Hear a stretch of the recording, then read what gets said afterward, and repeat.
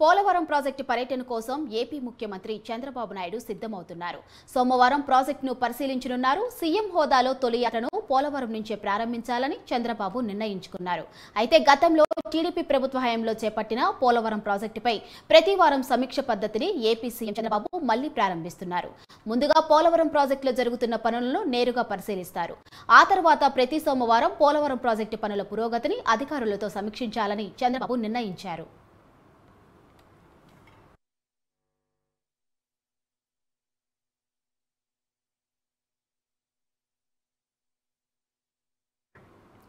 అయితే మరోవైపు ప్రతి సోమవారం ప్రాజెక్టును అప్డేట్ను తనకు అందించాలని అధికారులను చంద్రబాబు ఆదేశించారు.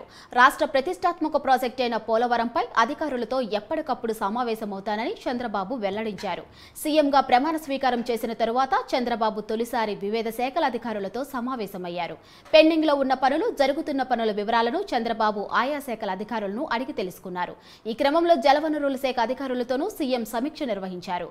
పోలవరం ప్రాజెక్టు పురోగతి, ప్రస్తుత పరిస్థితి, జరుగుతున్న పనులపై చంద్రబాబు ఆరా తీశారు.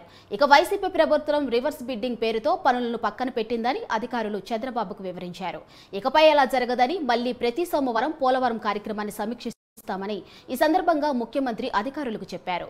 పోలవరం ప్రాజెక్టు పనులు వేగవంతం చేయాలని అధికారులను ఆదేశించారు.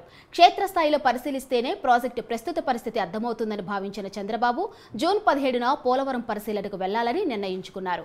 ఇక పోలవరం ప్రాజెక్టును త్వరితగతిన పూర్తి చేసి రైతులకు సాగునీరు అందించాలని సీఎం భావిస్తున్నారు.